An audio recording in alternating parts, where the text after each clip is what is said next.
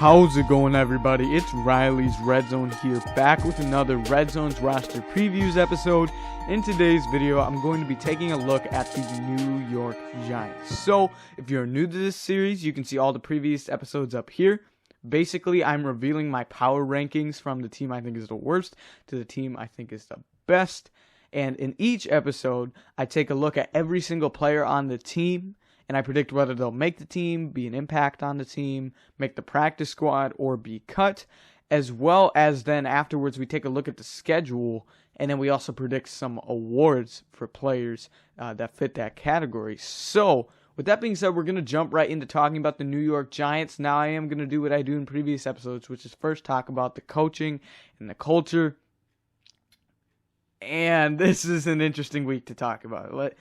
I'm just going to say straight up, I recorded this video, and by the time I was really ready to edit it, multiple players have retired. There's been a few other roster moves. I just said I want to re-record this because a lot is going down. Before I recorded, and the big news this week was that Joe Judge is he's in the news a lot this week because basically there was a fight at practice, supposedly, a brawl of some type, and Joe Judge is kind of catching some criticism, some positivity from the way he handled it, and basically, supposedly, the report was that Daniel Jones, their quarterback, was at the bottom of the pile, but the bigger news was what he did afterwards. He made them run full sprints, do laps, do push-ups, very, middle school, high school-esque football.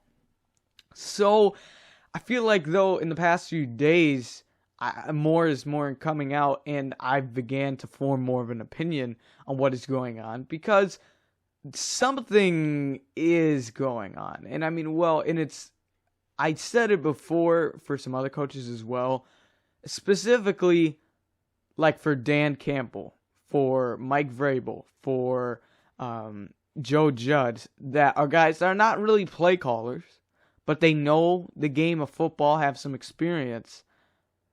You need to buy into their culture. They have a way of doing things that if you're going to succeed as a team, you have to buy into what the coach is doing. We see that with some college coaches as well. PJ Fleck, a great example. He has a motto for his team. And so the team really has to buy into that. And knowing, some people I think aren't going to embrace the culture. I think there was a player, I forget who it was, said, like, if you don't want to deal with this, if you can't handle it, just leave. And that is what 3 players have done in the past week. There's been 3 players retired. Now, if there was 1 or 2, it's like, okay, maybe just there. But for 3 guys, 2 of which I had actually making the roster on the offensive line, retired. That being linebacker Todd Davis. They just recently signed him. And these are all guys that signed like 5 days, 10 days before they retired. That's pretty rare. There was Todd Davis. Then their center guard kind of combo, Joe Looney, who they brought in from the Cowboys. Supposedly his was about play. He didn't think he could play, and didn't want to take up a roster spot. Okay, well, maybe we'll buy that. But then today, Zach Fulton just retired as well, who I had making the team. So I knew I had to redo this video because there's been multiple players I had making the team retire. And that is a little concerning. But then again, it's not like it is coming out of nowhere. We know that some players aren't going to like the style Joe Judge brings to it. And so we saw Robert Saleh this week in the New York Jets saying that's not what he would be doing. So, before this week, I thought Joe Judge is an okay head coach. I could see his team maybe sometime making the playoffs, but I don't ever see Joe Judge being a super successful coach. And that's just, I've thought that for a while. But then this week, too, it's going to take the right group of guys to even make the playoffs. Now, this could be the group now that he's been there for more than a year. But he's really going to have to pick the guys that he believes fit his style. So, that's probably the longest I've talked about a head coach on this series, just because there's been a lot of news this week. And, opinions can be made. So, with that being said, we're going to talk about the players now. Starting with the quarterback position, they have Daniel Jones, supposedly at the bottom of the pile last week. Daniel Jones is an interesting quarterback. He is basically, at this point, younger Kirk Cousins. You've probably heard that comparison a lot just because he's had fumbling issues. Now, he has improved it. He's fumbled less, but he's still fumbling at an extreme amount. So he's dealing with those turnovers. He just isn't, I don't think, ever going to be elite. And it really is one of these middle-of-the-road quarterback situations like a Derek Carr, where you're basically stuck. Because I don't think Daniel Jones will ever be a top 10 quarterback. But do you really want to restart? Is basically where you're at. Because you still have a little bit more time to really decide whether you want to keep him for the long haul. We saw Trubisky be let go by the Bears. We've also seen guys like Derek Carr stick with their teams. And so it really depends what happens in the next few years. This is a big year for Daniel Jones. I really feel it is. I just don't think he can ever be elite. And that's where I stand on it overall. I just don't think he has the strongest arm. He's a game manager. And specifically, if you're going to have a game manager, you can't have him be turning the ball over. You don't call Jameis Winston a game manager just because he's not an elite QB. You need Daniel Jones to just be okay. You don't need him. I don't think he's ever going to win you games straight up, but you just can't have him lose games with his turnovers. So I do see improvement this year. I truly think he takes a step up and makes a case for why he should stick around, but I don't feel incredibly confident in it. So that's where I stand on Daniel Jones. He's I think he could potentially be a top 15 quarterback, borderline. Right now, he's probably somewhere in between 20 and 25, really. I don't know how high he's ever going to get. So he's not spectacular at anything, really. So I like them bringing in Mike Glennon as a backup who spent some time with multiple teams. And he brings some stability to the backup position that if Daniel Jones deals with some injuries, which he did last year, they had to play Colt McCoy. Mike Glennon is a solid backup option. For a backup, he's probably one of the best in the league. So I thought that was a decent signing. They also have Clayton Thorson, who I have staying on the practice squad. He's been around for a few years, hasn't really gotten any playing time. So we'll see what he can do maybe in the preseason. But I just feel okay about this quarterback situation. I don't feel extremely confident. I do think, once again, Daniel Jones does take a step up this year. But so did Trubisky one year. He made a Pro Bowl. I mean, there is just a lot of question marks still, in my opinion, for Daniel Jones. The puzzle is still being put together. So this is, to me, the make or break year where if Daniel Jones performs well, they might, give him a little bit of an extension or perhaps just more time. But if not, you might be looking to reset in a few years at the quarterback position. Next, let's talk about the running backs, which is a solid group. I mean, you have Saquon, who has also had a lot of discussion recently because he's coming off an injury from last season. He has not said whether he's going to be ready for week 1 or not. He's kind of denying it. He's for sure not going to play any preseason. I'm hoping he's ready for week 1. I'm thinking he might be ready for week 1.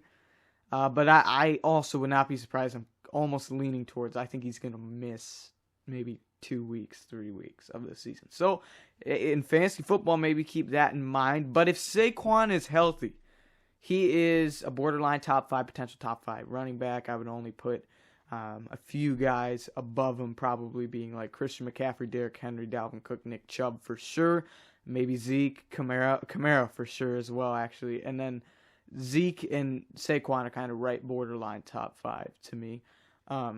So he's still very, very solid. And I think he is getting buried behind some of the, players that stepped up last year. He still is an elite running back. If he's healthy, he can do everything for you. He's super fast.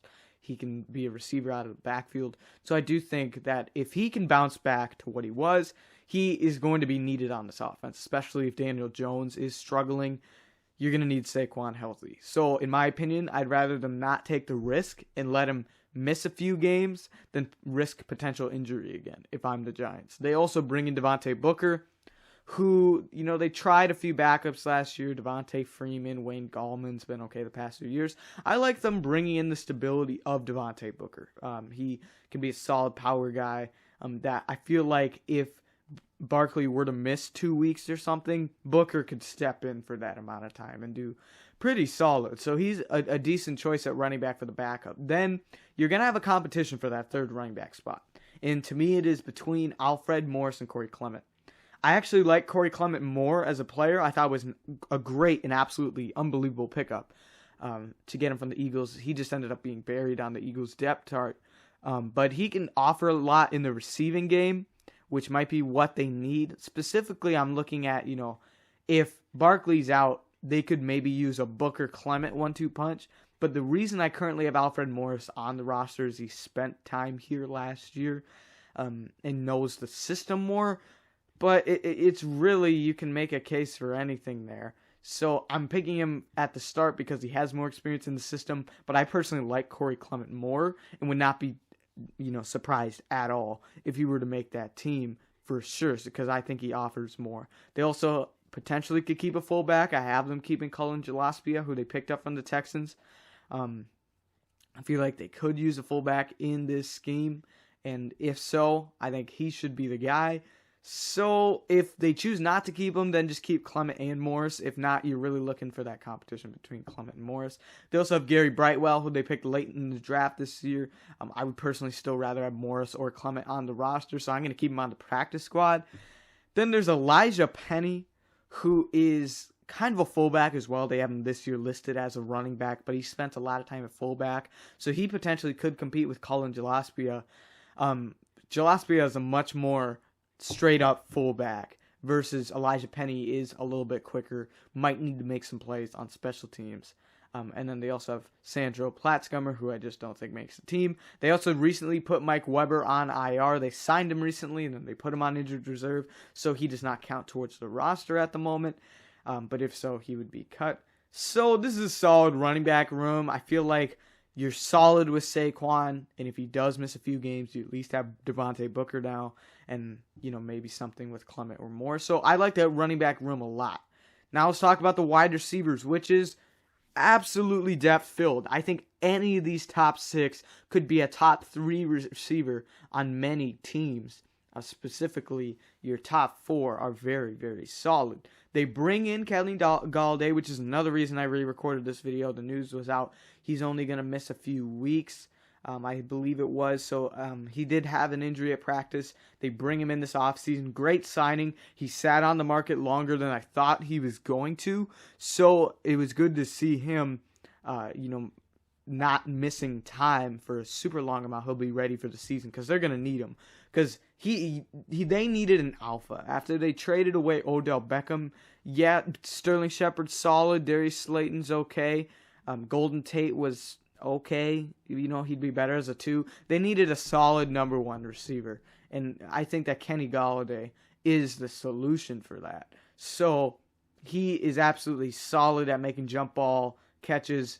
Really just an elite number 1 receiver that you can feel confident in as long as this injury is not a lagging, something that could potentially, keep happening. I think you're looking solid there and that he'll be back for week 1. You won't play him in the preseason and he can be solid for this offense. As I mentioned, they have Sterling Shepard, kind of a quicker guy.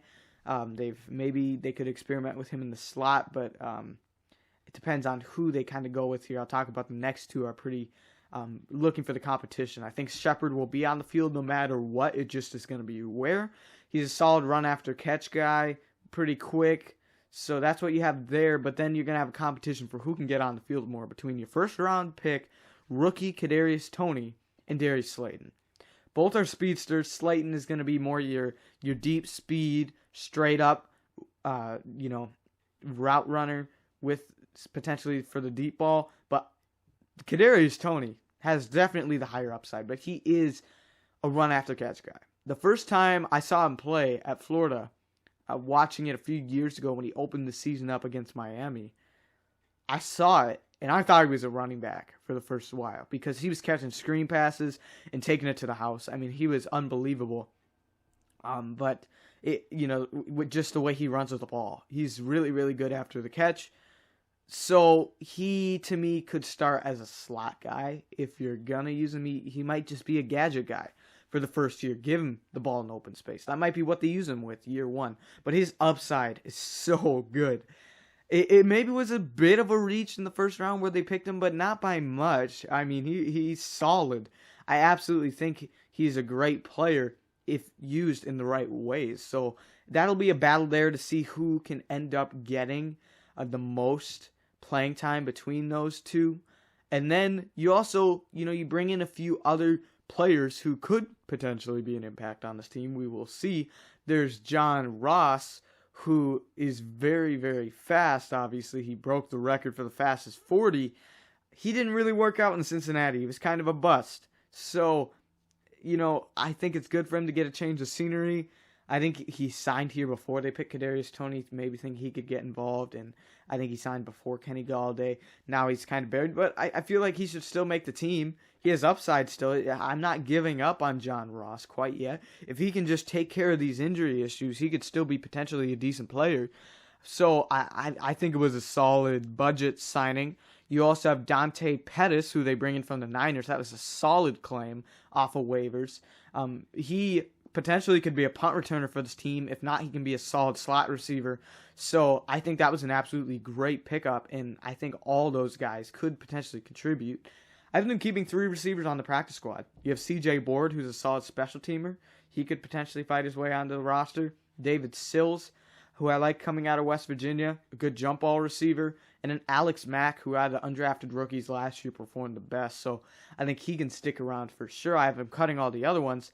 So I mean, this is overall a solid receiver room, especially once you get Galladay in the picture. I mean, that's what they needed. I think it was great for them this offseason to go out and get their number one receiver who can actually make an impact for their team. That's what they've been lacking. They haven't had a great target for Daniel Jones over the past few years. So I really think that was a solid idea to pick him up. And then also John Ross, Dante Pettis, and drafting Kadarius Toney. It's a new receiver room, and it looks pretty solid. So, moving on to the tight ends, it's very filled with depth here. You have Evan Ingram, who, is kind of a joke to a lot of people. Yeah, he can't catch the best, but this dude is still quick, and I'm not giving up on him yet at all. I think it was solid for them to mix up their skill sets at tight end. Now, unfortunately, they've had an injury, which is Levine Toilolo, who will miss the entire season. He's kind of a blocking specialist. I do like Caden Smith, though, a lot, but Toilolo was going to be their blocker, but he's going to be out the entire season. But they have Evan Ingram, who, as I mentioned, isn't great at catching, but he's one of the fastest tight ends in the league. So he can still get open. You can play him off the line, maybe closer to the slot because he's pretty quick. But then I like them bringing in Kyle Rudolph. I mean, because it's kind of the opposite of Evan Ingram. Rudolph can be your red zone target. He's slower, but he definitely can catch the ball a lot better. He's made some spectacular catches over the past 2 years. So I feel like it made sense to kind of counterbalance, their room there. And then Caden Smith is more of a receiver to me than a blocker, which is why I think they would like to have Toilolo. But Caden Smith has had some playing time and is solid, so as a backup. So you feel fine with that on your roster. Just recently, they bring in Tommy Stevens, the converted quarterback. Kind of the Saints drafted him to be almost Taysom Hill at home, basically, is what Tommy Stevens is.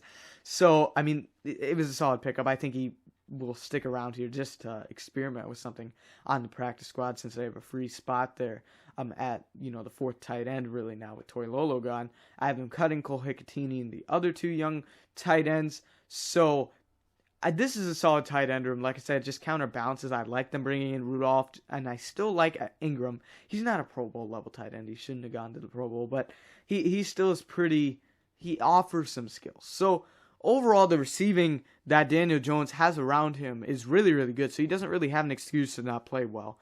But the offensive line is also actually pretty solid for starting-wise, but the depth has fallen apart over this week. Just this week. It went from one of my favorite offensive lines in the entire league because of how much depth it had to now it's pretty similar to a lot of other ones. It's still up there for me, though. I like this line a lot. Starting with Andrew Thomas at left tackle. In retrospect right now, a year removed, yeah, it does not look like he is as good as Tristan Wirfs or Mekhi Becton, who were both chosen after him. But I knew when they chose that pick, I was a little shocked. I feel like Gettleman normally likes to pick his unicorns, his out-of-the-box special players, like picking Kadarius Toney this year. And Andrew Thomas is absolutely not. He was, I think, for a lot of people, ranked number 1 at tackle, and that was understandably so, but it was because we knew he was the safest guy between that. Now, right now, I would rather have Becton or Wirfs 100%, but it made sense at the time. He was the sure thing. And so I feel like he's going to have a similar career arc as like a Taylor Decker, a Jake Matthews, who we've kind of covered on this series already. Just startable guys that you're not going to get a whole ton better at his full potential. But in retrospect, I would rather have them take a shot on a guy like Mekhi Becton, or specifically, I think it would have made more sense to take almost the right tackle because they had Nate Solder, who I'll talk about in a bit, who might just be a depth piece now. It's not like he's great, but they were paying him a lot of money. I was shocked they didn't go that direction.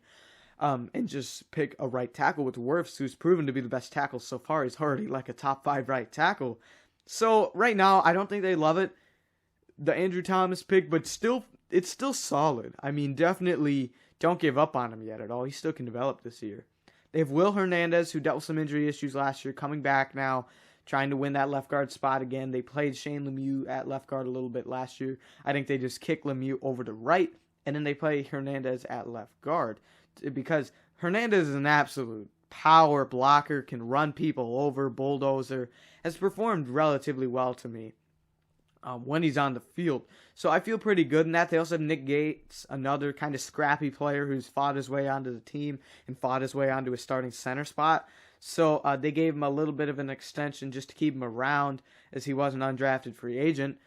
So he's okay at center to me. Still could develop. I don't think he's ever going to be a great center, though. As I mentioned, they have Shane Lemieux at right guard. Pretty solid. They picked him pretty high last year in the draft. I liked him coming out of Oregon, so pretty solid pick there. And then Matthew Pert was also a really good choice in the 3rd round out of UConn. I was shocked he fell that far. And he's a pure right tackle, so it made sense. They have their future tackle duo with Thomas and Pert. But then that leaves Nate Solder in question. They paid him a huge contract when he first came over here, and he didn't play that great. He was, let's be honest, he was not great, but I almost think it would have been better to have the balance between Solder and Tristan Wirfs in retrospect, but it is what it is. I think they'll let go of him probably next offseason. He just is kind of, if you're going to be paying him what he is, you might as well have him on the field, and, he might be a swing tackle at this point because they just don't have a lot of other depth behind him, with in general, the line doesn't, with retirements and stuff. So this is where I started to switch things up. I wish they had Joe Looney and Zach Fulton, because I loved them bringing in Joe Looney. He could be a perfect backup center. I like Jonathan Harrison, who can play center and guard. So he, I think it would have been on the roster no matter what. But I really think that would have been good to have Looney. I'd rather have Looney and Harrison than I would Harrison and Slade, personally. And then Fulton as well. Big hit to me. I think I would have rather had Fulton over Slade. So I think that those were 2 big hits this week for the depth. But I do like Jonathan Harrison. As I mentioned, he can play center and guard. So that's great. If somebody goes down in the interior, you can plug him in first. You also have Chad Slade, who just is a rotational depth guy. I wanted to keep at least 9 linemen on this team, and it was struggling to find another tackle because I want to keep 4 tackles, especially with the young guys. So I ended up going with Jackson Barton, who is a young player. I would rather have him on the practice squad, but I needed some depth on this team. So I'm going to keep him on the roster for now. And then I want to keep at least 1 practice squad player. This is where I kind of had to shift everybody up. Kyle Murphy is who I'm going with, a young player to develop possibly on the practice squad. I also think Kenny Wiggins is right on that border, who's a veteran who could make the team. Otherwise, I don't think the other 2 do. So as I mentioned, just this line could have been better, specifically with, maybe the Andrew Thomas drafting, but more so the retirements would help their depth a lot. They're lacking it now. But it's not bad at all. It's still the same starters, which is, at least what really matters. So you're fine there, and that's what you have on the offensive line. Jumping over to the defensive side of the ball, let's start with the defensive line, where they have a lot of solid players. Not a whole ton of young guys to develop really on the practice squad or anything, but a solid lineup overall. Starting with Leonard Williams, who they chose to give the bag this offseason. I think it was an okay choice. He's not been elite for them, but very, very solid. It was a solid choice for the Jets. They got him for a very good value here for the Giants. But they franchise tagged him and then ended up giving him an extension, which I completely understand. He's one of their best players on this defense. I would probably rank him the second best, but he's solid. So I feel good in that he's kind of more of he's going to rush the passer, play kind of the defensive end spot. They also have Dexter Lawrence, who they chose in the first round a few years ago out of Clemson. So that was a solid choice. I think at this point in his career, he's decent. So he also offers some versatility, probably will also play the defensive end spot, because then you have B.J. Hill, who with the loss of Dalvin Tomlinson will have to step in there at defensive tackle, because they also bring in Danny Shelton, who just runs into blocks, but I think B.J. Hill is the one that will take a big step up this year, and I would not be surprised at all if it turns out he could end up being a pretty solid player for this team. He's already been pretty solid. As I mentioned, they bring in Danny Shelton. He's just going to eat up blocks in the middle, just kind of be a run stopper potentially. I love them signing a Fadi Odenigbo from the Vikings. That was a really good signing. I think it was not this past season, but the year before. Fadi had 10 sacks at some point, or close to. So he's an absolute solid value. He's closer to a DN than he is an outside linebacker, even though most of their pass rushers are outside. I do think he's going to be an absolute havoc rushing the passer for this team in a rotation. You put him in on third downs and stuff. They also have R.J. McIntosh, who's just been okay out of Miami for a few years. And then they also have Austin Johnson, who they brought in free agency a few seasons ago. So, this is, and then, I have them cutting the other players. This is a solid room overall. You're wanting to pick up the lack of Dalvin Tomlinson. But they picked up the right place to do it, and then they have so many skills. With the pass rushing ability of Williams and Odenigbo, and then just the absolute run stop ability of Shelton, and then you kind of have a mix with Lawrence and Hill. So I feel like this is a very, very solid defensive line, and it has a lot of depth to it. Probably one of their better position groups on this entire team. The pass rush is where it's a little interesting. It's young, which means it has upside. The two guys that I liked coming out of the draft that have been around for a few years have not been the best. I mean, Lorenzo Carter is a startable player at this point. I'd rather, have him as a number 2. And then O'Shane Ximines has just not done anything spectacular yet, but he does have pretty high upside. So I put Azeez Ojulari there first because he has the highest upside out of any of them. And he might not get in the rotation right away, but I truly think he is the best player in this group. So, I think it was his last bowl game against Cincinnati. Absolutely just wrecked the game for sure. Got multiple sacks, and just he can be an explosive player. So I would, if I'm personally the Giants, I'm putting Azeez Ojulari out there right away. Let's just see what he has. I mean, you're not getting much yet from Lorenzo Carter, O'Shane Ximines. They're solid, depth players, potential 2s, but none of them are right now doing anything spectacular for you. So why not just let Ojulari get a chance out there? That's what I would be doing. They bring in Ryan Anderson from Washington. Solid pickup overall. Could potentially be a veteran presence in this room. As then they also have other few young pieces. Ellerson Smith, who they took this year out of a small school. He absolutely played really, really well at where he was at. But, now it's can he prove it at a higher level? He was playing against, lower competition level. And potentially edge rusher is a spot where you could see that a bit. I know people talk about it with quarterbacks a little bit. To me, that doesn't matter. If you can make a throw in your backyard or on a football field, I mean, I know it's not the same thing, but with no defenders, you're still throwing a football. So it's that's okay. But When you're talking about maybe linemen or pass rushers, there's where you're going to match up against other people because you're going one-on-one. But I do think Ellerson Smith was a solid draft choice and still has a lot of potential. And then I decided to keep Carter Coughlin around. I liked him the best out of some of their late draft choices last year between him, T.J. Brunson, Tay Crowder. I liked him the best. Now, Crowder played the best out of that, but he's a linebacker. We'll talk about him in a minute. But I'm deciding to keep Coughlin around because I feel like if you don't, some other team will take him. I like Trent Harris also as well. They bring him in from New England a bit ago. He knows the system because Joe Judge came from New England. So I think that he is a decent one. He was just barely didn't make the practice squad for me, but I feel like he could potentially be a guy to watch out for, and I have them cutting Cale Garrett. So the upside for this pass rush is absolutely solid. It's, pretty good.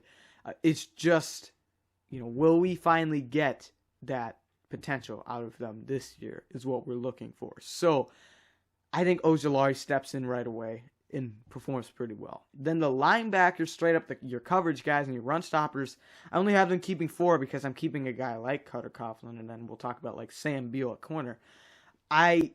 It's honestly because I feel really good in Cam Brown on the bench there. But let's start with Blake Martinez, who was not good in Green Bay, and then he actually performed relatively well last year. I mean, he leads, tackles. I think he led the league, or at least his team in tackles. So tackle numbers don't matter really, in my opinion, a whole lot. I mean, if you're making him a solid, but he definitely has improved, and credit to him. And I think he, is one of the best players on this defense for sure. So I do think now he actually is a startable player, pretty solid. You feel good about it versus maybe a year ago you wouldn't have been saying the same thing. They also have Tay Crowder, who, as I mentioned, was the linebacker they took late in the draft. I think he was Mr. Irrelevant. He actually performed really well as a rookie for Mr. Irrelevant. To get on the field and get some playing time, that's pretty solid. So I think that he potentially could be just a future in the rotation. They also bring in Reggie Ragland, who they recently activated. I think he's a solid depth piece at this point in his career, can be in the rotation. He's played for a number of teams, so he can be there. And like I said, I just like Cam Brown a lot. Loved him coming out of Penn State. He plays inside and outside, so that's why I'm willing to maybe keep some other guys, is because I feel confident in Cam Brown, where if somebody were to go down, he can just step in out of the way. But this might be a position that you might want to bring in some more depth in. T.J. Brunson is just okay. They picked him in like the 6th round last year. That's fine. They also had Devontae Downs, who's pretty quick, but I have them cutting him. So just not a whole ton of depth number-wise, but who they have is pretty solid at the linebacker position, and you feel pretty good about it. Their corners, this is one of their biggest depth rooms, starting with James Bradbury, who is an absolute stud. He performed really, really well last year for this team. I think he's one of their best defensive players. He's absolutely solid. He's proven to be a number 1. He's a top 10, I would say, borderline top 5. I'm probably not quite yet. Corner. So I feel really, really good in that. And then Adoree Jackson, they bring in from the Titans, a little bit of a surprise cut this offseason. I think as the number 2, Adoree Jackson absolutely is great. That makes a lot of sense to me. That's where he should be. So you have Bradbury, and then you put Jackson on the other side. It works out really, really well, because then you have Logan Ryan, who can play, that nickel and a little bit of slot. I think he's also had some experience at safety. He can kind of fly all over the field, and he's a veteran presence. That was also another pickup from the Titans last year. So a solid player overall, who I think is definitely in the rotation here. They also have Darnay Holmes, who can play the slot as well. He was a pretty good choice out of UCLA, and he's performed pretty well, I would say, given opportunities, and I think he does take a step up soon. They also pick Aaron Robinson, I also think, out of UCLA this year from the 5th round, I believe, and he is another one that, you're looking to develop. I think he could be more of an outside guy, perhaps, to develop with. Let's talk about Sam Beal. He was right on the bubble to me. I do think if he were to be cut, another team will take a shot on him, just because this team spent I think it was a 2nd or 3rd round pick on him in the supplemental draft a few years ago. He's just not done anything. So, I mean, he's definitely on the borderline. I just feel like they will lose him. So I feel like this is his make or break it year. If he doesn't do anything, he's gone. He might even be gone this year. So then on the practice squad, I have them keeping Isaac Yiadom, who has some starting experience. So he's one of my unlimited experience practice squad players, him and Corey Clement. So I feel like he could be a good depth piece. You might honestly want to keep him over Sam Beal. And then I have them keeping Rodarius Williams, who they chose in the 7th round, on the practice squad. Then they have a few decent depth choices that I'm cutting that I feel like other teams could use. Quincy Wilson, kind of a lengthy corner. Then you have Joshua Kalu, who's made some great special teams plays for the Titans. So those are 2 guys to watch out for if they are cut, and I have them cutting the rest of the players there.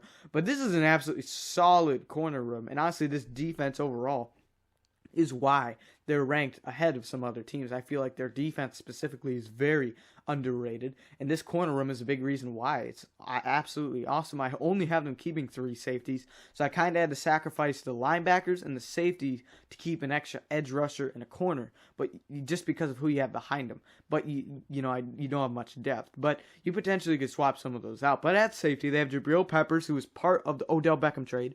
He's a solid safety. I mean, he's pretty fast, can make some plays on the ball. He's just solid, I guess, overall. Xavier McKinney, someone who I expect to take a big step up this year, so keep an eye out for him overall. I think he can hit pretty hard and potentially can be, really solid this year. You also have Julian Love, a converted corner, who can cover really well. So that's what you have there. They're all really, really solid. It's just whether you feel confident in the depth, because if something were to happen, you only got 2 safeties. That's not great. They have Montre Hardage, who have them keeping on the practice squad, and otherwise you don't really have much there. I have Jordan Peters I already had being cut by the Jets in a previous episode, so he's being cut twice on this series. So this is a solid safety room overall. It really is. It just, they don't have the depth for it, I would say. And then let's quick talk about their special teams. Graham Gano, solid kicker, kind of has had a comeback here after they let him go in Carolina. Riley Dixon's a decent punter. Casey Creeder, a decent long snapper. They just also, maybe Carson Tinker could compete for the long snapper spot. I think Ryan Santoso is cut no matter what. So that was a look at their roster. Pretty solid overall. I feel like the Giants, can compete. And so, speaking of competing and maybe how well they do, let's take a look at the schedule. Looking at the schedule, they have a chance. They're in a not very good division. They definitely can pull out some wins, potentially make a play for this division. So they start with some winnable games. The Broncos, the football team, and the Falcons, which, speaking of winnable games, is how I explain these 50 games. Because if you're new to this series, I basically give automatic losses and automatic wins. We haven't gotten high enough for automatic wins yet. But I basically, if I think a team for sure is going to lose or win, I'll put that on there. And then the other ones, I put 50s because so much changes.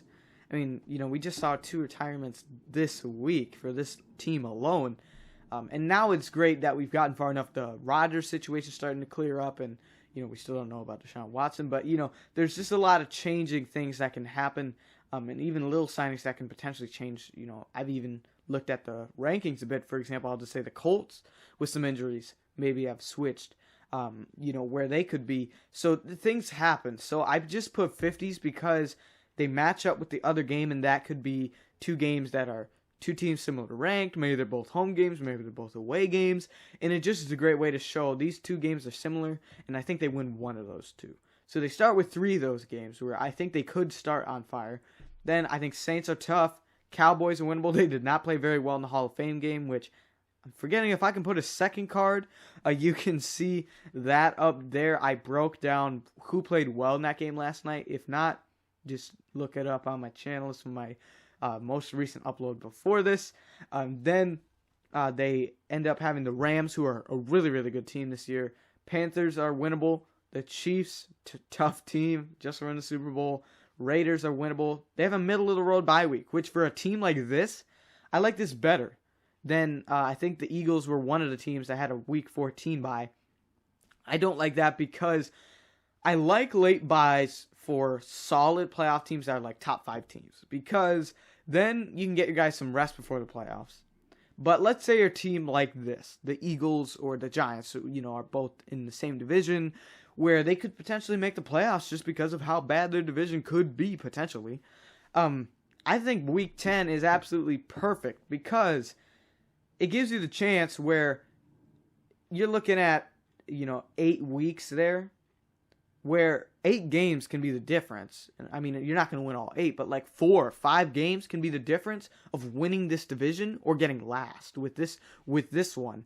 So to me, it makes sense a lot. It's awesome to have a middle bye week, because if you are struggling to start, you can regroup and get on fire. And that gives you more time to get on a hot streak going into the playoffs than, 5 games or something. It gives you more time to potentially regroup. So I like that bye week, but then they have to play the Bucks, absolutely rough.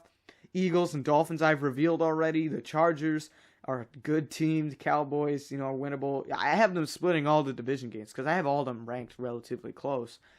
So they play Cowboys and the Eagles. They have the Bears, potentially winnable with that quarterback situation. Then the football team, I think, are, potentially favorites to win this division, but, it's winnable overall.